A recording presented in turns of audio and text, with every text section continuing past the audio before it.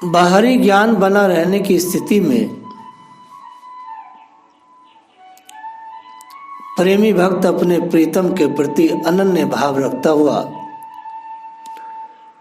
उनके प्रतिकूल कार्यों से सर्वदा उदासीन रहता है। प्रेमी भक्त के द्वारा होने वाली प्रत्येक चेष्टा अपने प्रीतम के अनुकूल होती है और अनन्य भाव से उसी की सेवा के लिए होती है।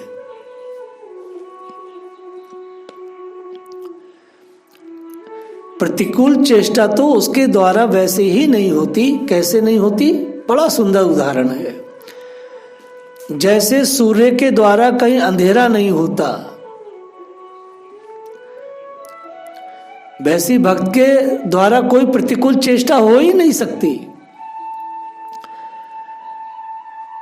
जैसे अमृत के द्वारा मृत्यु नहीं हो सकती। प्रेम के मार्ग में क्रिया का विरोध नहीं है, अपितु उसमें क्रिया और भी सुंदर ढंग से होती है। आप जब प्रेम करते हैं, लोकाचार में देखा गया है, तो कितने सावधानी से माता लोग प्रसादी बनाती हैं भगवान की, अपने पति की, बच्चों की। प्रेम में क्रिया और सुंदर होती है।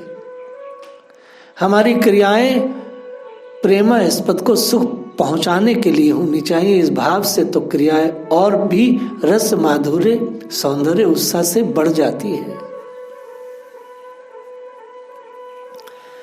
जगत में देखा है क्या, अलग अलग भावों से और अलग अलग प्रयोजनों से हम बहुतों से प्रेम करते हैं। बोलो हाँ या ना?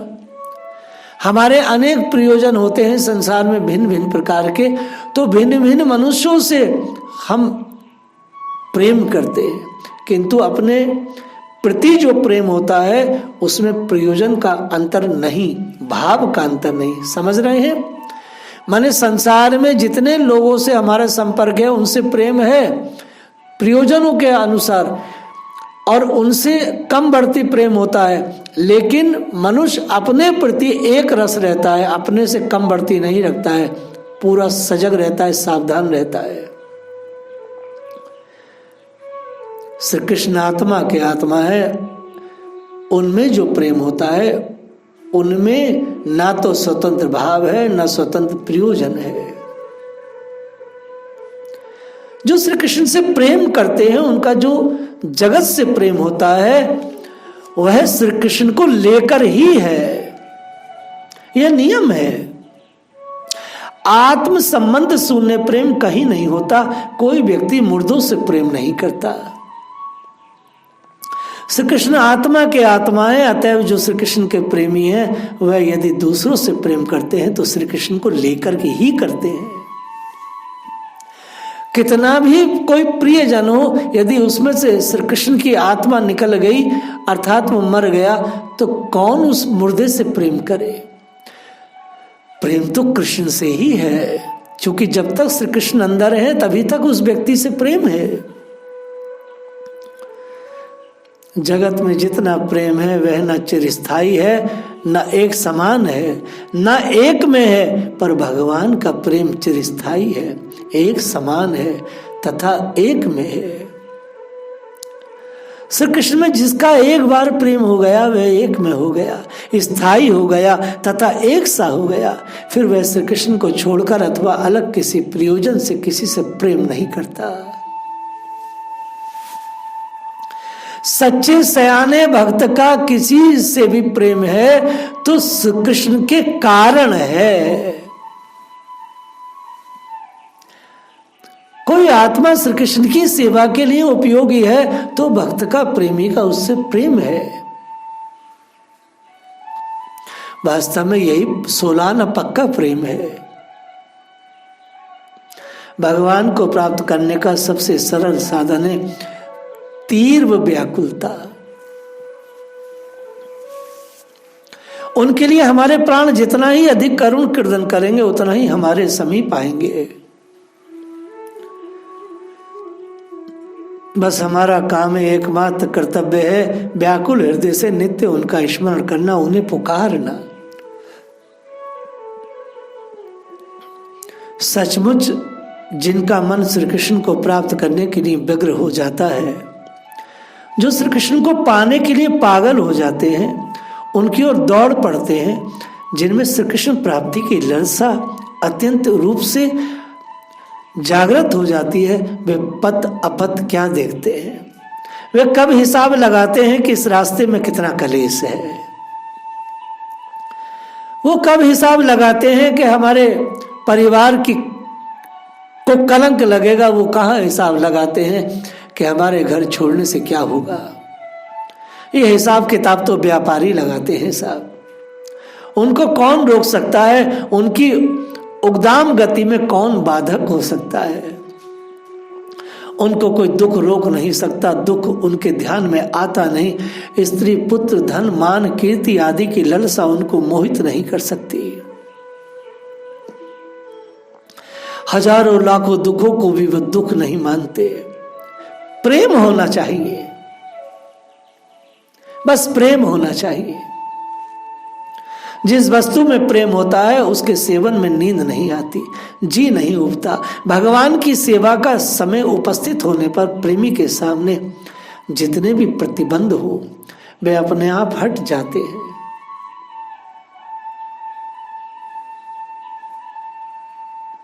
अनन्य साधनों द्वारा भगवान अनन्य रूपों में प्राप्त होते हैं, परंतु प्रेम के द्वारा तो वे प्रीतम रूप में मिलते हैं। यह प्रेम ही चरम या पंचम पुरुषार्थ है, ऐसा बार बार मैं कहता हूं। आचार्य गणों ने ऐसा गाया है, शास्त्र ऐसा कहता है।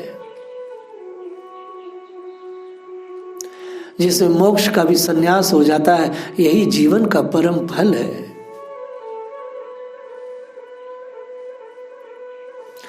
माधुर्य भाव के उपासकों को लौकिक विषय सुख और सुविधाओं से परम विरक्त होकर ही प्रिया प्रीतम के चरणों में परम अनुरक्त होना चाहिए। उनके विरह में रोना, उन्हीं को आर्त भाव से पुकारना उनकी प्राप्ति का सर्वोत्तम उपाय है। अपना जीवन, अपना सर्वस्व उन पर निछावर करके उन्हीं का होकर रहना और उन्हीं के लिए जीवन धारण करना चाहिए।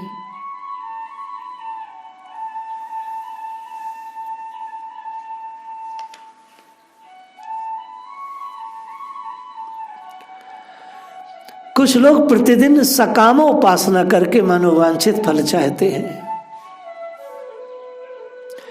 दूसरे कुछ लोग यज्ञादि के द्वारा स्वर्ग की तथा कर्म और ज्ञान योग आदि के द्वारा मुक्ति की प्रार्थना करते हैं। परंतु सच्चे प्रेमी को तो यदु नंदन श्री कृष्ण के चरण युगल के ध्यान में ही सावधानी के साथ लगे रहने की इच्छा होती है। उसे उत्तम लोक से, दम से, राजा से, स्वर्ग से, मोक्ष से क्या प्रयोजन।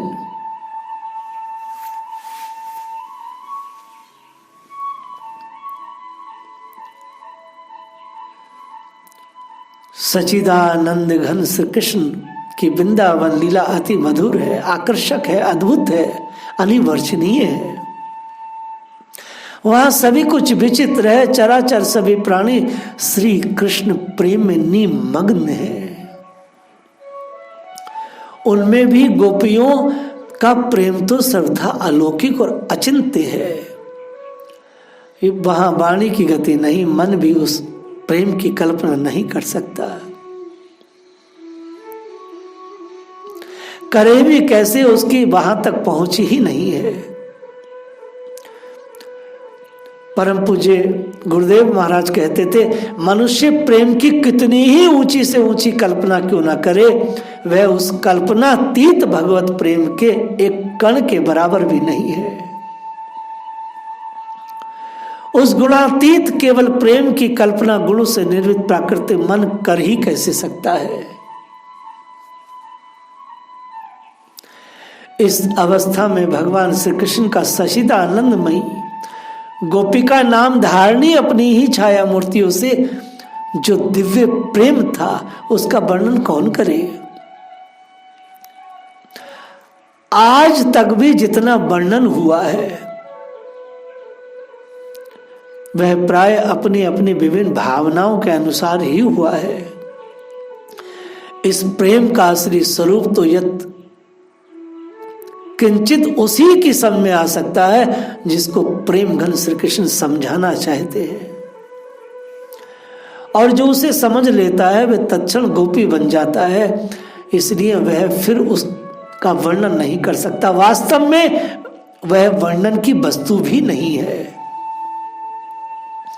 वे दोनों एक दूसरे का रहस्य समझते हैं और मन मानी लीला करते हैं।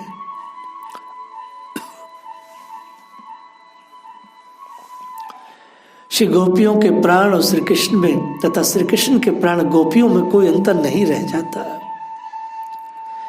वे परस्पर अपने आप ही अपनी छाया को देखकर विमुग्ध होते हैं और सबको मोहित करते हैं। श्री कृष्ण और गोपी दो स्वरूपों में वस्तुतः एक ही तत्व है। कभी ने कहा है, काना भय प्राणमय प्राण भय कानामय, हे में न जाने परे काना है कि प्राण है।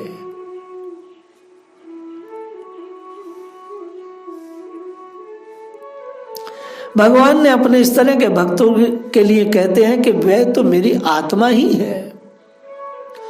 आत्मेव में मतम, भगवान ने स्वयं कहा, उद्धव मुझे ब्रह्मा शंकर कृष्ण लक्ष्मी अपनी आत्मा भी उतने प्रिय नहीं है जितने तुम जैसे भक्त प्रिय हो। न चे संकरणो न निर्वय आत्मा चे तथा भवान,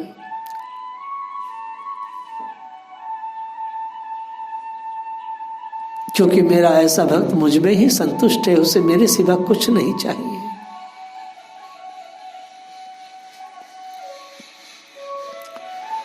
जो भगवान के पक्के भक्त हैं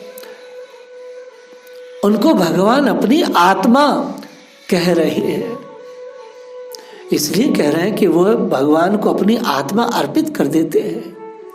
वो कहते हैं ब्रह्मा पद, इंद्र पद, चक्रवर्ती पद, पाताल आदि के राज्य, योग सिद्धियां, इन्हें कुछ नहीं चाहिए। एक बड़े ही भाव की बात मैं बोल रहा हूं। ये बात स्मरण रखने की है कि उद्धव जी यह दुर्लभ पद गोपियों का शिष्य तत्व ग्रहण करने के बाद ही ले पाए। उद्धव जी श्री गोपियों के गुरु बनने गए थे, लेकिन उद्धव जी को जब प्रेम तत्व की प्राप्ति हुई तो कैसे हुई? श्री गोपियों के चरणों में जब उन्होंने समर्पित किया अपना ज्ञान, अपना मस्तक, सब कुछ, अर्थात श्री गोपियों का जब शिष्य तत्व ग्रहण किया तो उनको प्रेम तत्व मिल गया। जब उद्धव को भगवान ऐसा कहते हैं तब गोपियों का तो कहना ही क्या है। श्री कृष्ण और गोपियों के संबंध में जो कुछ ऊंची से ऊंची स्थिति अनुभव में आती है वही आगे चलकर बहुत नीची प्रतीत होने लगती है। जो भगवत गीता आज संसार का सर्वमान्य ग्रंथ है, भगवान की दिव्य वाणी में परम उपयोगी उपदेश होने के कारण जो सबका पूज्य है,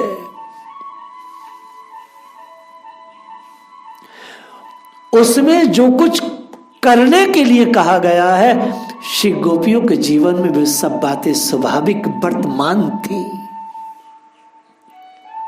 स्वाभाविक वर्तमान थी। भगवान ने श्रीमद् भगवत गीता में अपने प्रिय सखा भक्त अर्जुन को परम रहस्य में सार उपदेश दिया। क्या दिया? मैं छोटी सी चर्चा कर रहा हूं। भगवान ने 6ठे अध्याय में कहा, जो सर्वत्र मुझको व्यापक देखता है, सबको मुझ में देखता है, उसमें मैं कभी आदर्श नहीं होता और वह मुझ में कभी आदर्श नहीं होता। 6ठे अध्याय का 30वां श्लोक। मेरे दृढ़ निश्चय भक्त निरंतर मेरे नाम गुण का कीर्तन करते हुए, मेरे लिए चेष्टा करते हुए, बारंबार मुझको प्रणाम करते हुए, नित्य मुझ में मन लगाकर अनन्य भक्ति से मेरी उपासना करते हैं। ये ठाकुर जी ने 9वें अध्याय के 14वें श्लोक में कहा। ठाकुर जी आगे कहते हुए, निरंतर मुझ में मन लगाने वाले तथा मुझ में ही प्राणों को अर्पण करने वाले मेरे भक्त परस्पर मेरी ही चर्चा करते हैं। मेरी ही लीला गा गा कर संतुष्ट होते हैं, मुझ में रमण करते हैं। इस प्रकार प्रेम पूर्वक नित्य युक्त होकर मुझे भजने वाले भक्तों के साथ अपनी ईश्वरीय बुद्धि का योग में करा देता हूँ, जिससे वे मुझको ही प्राप्त होते हैं। ठाकुर जी ने ये 10वें अध्याय के 9वें और 10वें श्लोक में बोला। इसके बाद गीता का परम तत्परम गोप्य रहस्य बतलाते हुए भगवान ने अर्जुन से कहा, मन मना भव भक्ति मदाजी मदाय नमस्करो। तू केवल मुझ में ही मन अर्पण कर दे, मेरा ही भक्त हो जा। ये भगवान ने 16वें अध्याय के 65 और 66वें श्लोक में बोला। मेरी पूजा कर, मुझे नमस्कार कर, मुझे प्राप्त होगा। मैं सत्य प्रतिज्ञा करता हूं, तू मेरा सखा है, सब धर्मों को छोड़ दे, एक मेरी शरण में आ जा, मैं तुझे सारे पापों से छुड़ा दूंगा, तू चिंता मत कर। अब देखिए, ये बात मैंने गीता की कही। गोपियों के आचरणों में ये सारी बातें ओतप्रोत ही नहीं बल्कि बढ़ी हुई थी। इसलिए मैं कहता हूं, श्री गोपियां संत शिरोमणि है। सारे संतों में, बड़े बड़े ऋषि महर्षियों में, बड़े बड़े ब्रह्म ऋषियों में श्री गोपियां सबकी सिरमौर है। जिस गीता के ज्ञान को भगवान रण आंगन में दे रहे हैं, अर्जुन से कह रहे हैं, उपदेश कर रहे हैं, श्री गोपियों को परमात्मा ने उपदेश नहीं दिया। परमात्मा ने की सारी चीजें जो अर्जुन को वो क्लास दे रहे हैं, श्री गोपियों के अंदर सहज और स्वाभाविक थी, उनके आचरण में थी, वो इससे बढ़ के थी। अर्जुन को तो ऐसा बनने के लिए उपदेश दिया जा रहा था, जबकि गोपियां भगवान की बनी बनाई भक्त थी। भगवान को अर्जुन के प्रति कितनी मेहनत करनी पड़ी, ऐसी मेहनत करनी पड़ी, तब कहीं जाकर के अर्जुन ऐसे हुए। 700 श्लोक भगवान ने रणांगन में कहे, तब अर्जुन को कुछ मिल पाया, फिर भी वो गोपियों के जैसी अवस्था ना पाए। और श्री गोपियां परमात्मा के द्वारा जो गीता का ज्ञान है उससे भी आगे की थी। गोपियां भगवान की बनी बनाई भक्ति, भगवान ने स्वयं अपने श्रीमुख से उनकी बढ़ाई करते हुए कहा है,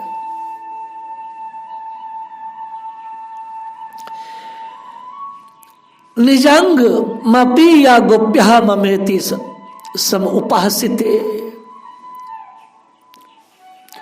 जनंती गोपिका पार्था नान्य जनंती तत्वतः। हे अर्जुन, गोपियां अपने अंगों की संभाल इसलिए करती हैं, उनसे मेरी सेवा होती है। गोपियों को छोड़कर मेरा निर्गुण प्रेम पात्र और कोई नहीं है, वे मेरी सहायिका है।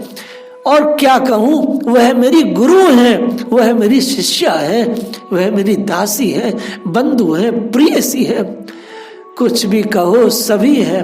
मैं सच कहता हूँ, गोपियां मेरी क्या नहीं है। हे पार्थ, मेरा महात्म्य, मेरी पूजा, मेरी श्रद्धा, मेरे प्रेम मनोरथ को तत्व से यदि संसार में कोई जानता है तो केवल गोपियां जानती है और कोई नहीं जानता।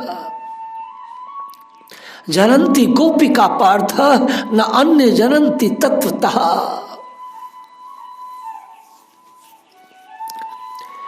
भगवान साक्षात सत्यम वदामि ते पार्थ गोप्या, मैं सच कहता हूं, मैं शपथ पूर्वक कहता हूं।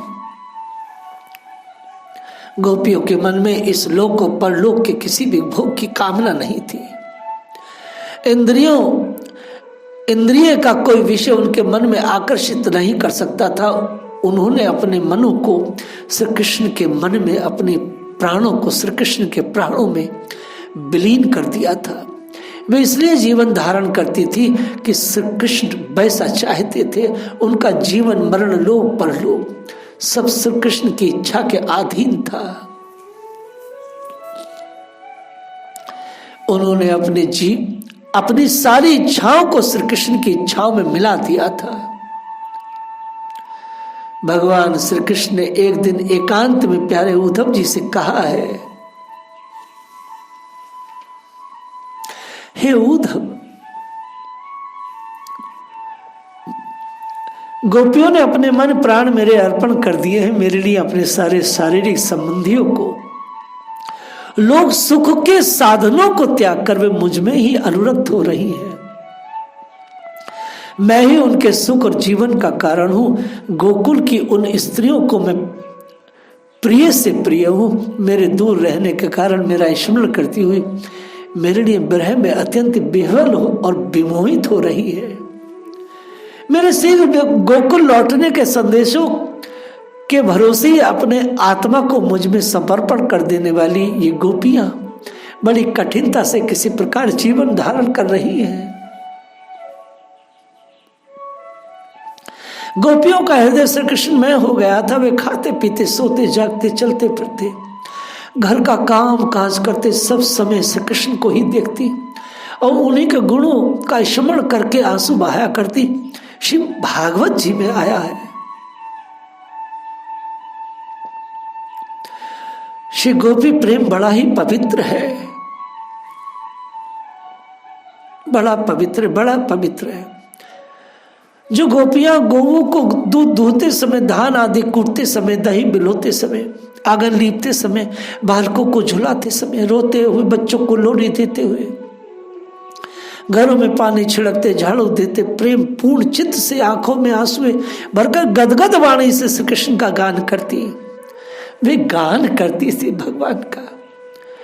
श्री कृष्ण में चित्त निवेशित करने वाली श्री गो रमणियों को धन्य है, धन्य है। श्री गीता जी में भगवान ने जो अर्जुन को जो जो कहा है वो तो ब्रज रमणी गोपियों के पास वैसे ही है, बल्कि उससे आगे है, उससे आगे है। इसलिए श्री गोपियां साधु समाज की शिरोमणि है। जो आर्य समाजी भांड या जो श्री गोपियों को नहीं जानते हैं वही अलग अलग बातें करते हैं। ऐसे पापियों को का दर्शन भी नहीं करना चाहिए। वार्ता की तो बात छोड़ो। श्री गोपियां, भगवान ने अर्जुन को जो ज्ञान दिया उस ज्ञान से भी आगे थी श्री गोपियां। जय राधा।